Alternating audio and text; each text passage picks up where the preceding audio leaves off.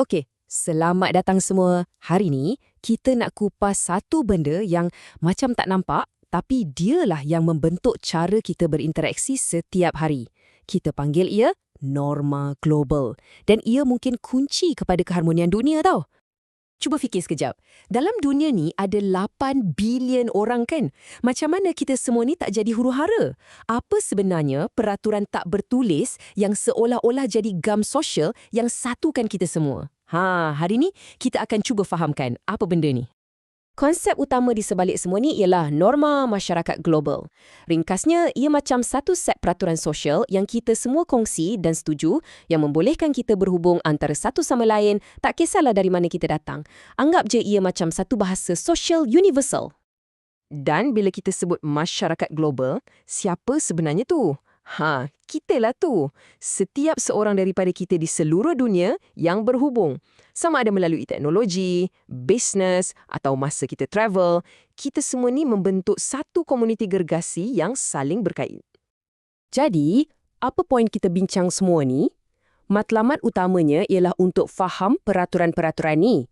Sebab bila kita faham, barulah kita boleh bekerjasama untuk wujudkan kesejahteraan dan keharmonian untuk semua orang. Benda ni bukan teori semata-mata tau, ia sangat praktikal. Jadi, kat mana kita boleh nampak norma-norma ni berfungsi? Senang je. Cuba bayangkan ia macam satu jabatangan global, tindakan-tindakan kecil yang kita buat setiap hari yang membolehkan dunia ni berjalan dengan lancar. Contohnya, kita tengok bab ekonomi. Cuba bayangkan betapa susahnya kalau setiap negara tolak cara bayaran dari negara lain. Norma macam pembayaran tanpa tunai dan transaksi online ni dah wujudkan satu pasaran global yang sangat mudah. Kita boleh beli barang dari hujung dunia dengan beberapa klik je. Dalam pergaulan harian pula, norma ni berkisar tentang hormat menghormati.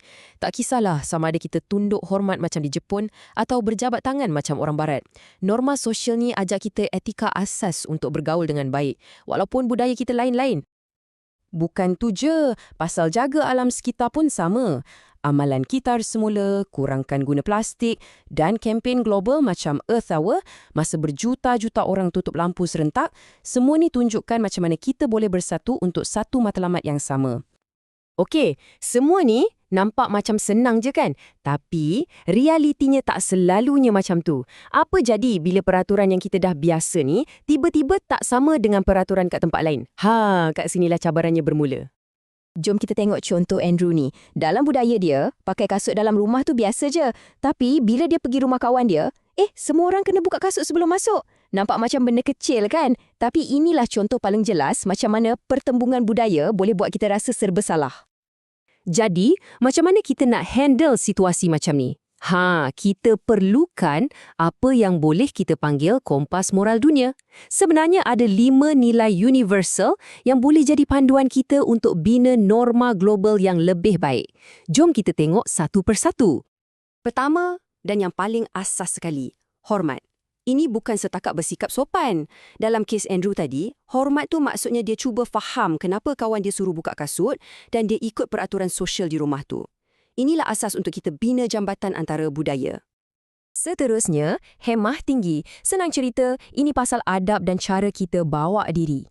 Ada beza besar tau antara kita cakap lepas je tanpa fikir dengan kita sampaikan pandangan kita dengan cara yang berhemah dan membina. Ketiga, jadi rasional. Maksudnya, bila kita berdepan dengan isu yang rumit, contohnya antara nak bangunkan ekonomi dengan nak jaga alam sekitar, sikap rasional ni bantu kita untuk timbang guna fakta, bukan emosi, untuk cari jalan keluar yang paling adil untuk semua.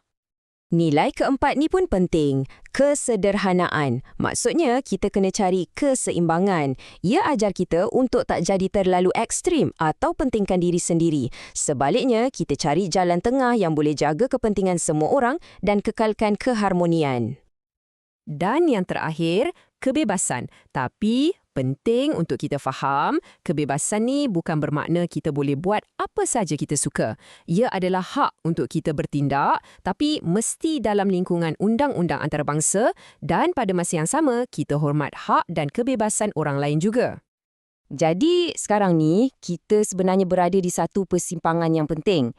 Kita ada pilihan, sama ada kita amalkan norma-norma global ni atau kita abaikan je.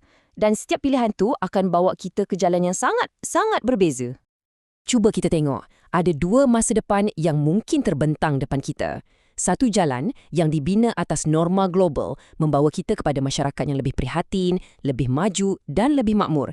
Tapi jalan lagi satu, kalau kita abaikan semua ni, akan bawa kepada perpecahan, kerosakan dan kemerosotan. Pilihan ni sebenarnya di tangan kita semua. Jadi, inilah persoalan terakhir untuk kita renungkan. Peraturan yang membimbing dunia ini tak tertulis atas batu pun. Sebenarnya, kita yang menulis peraturan ni setiap hari, melalui setiap pilihan dan tindakan kita. Soalannya sekarang, bahagian anda, macam mana anda nak tulis? Fikir-fikirkanlah.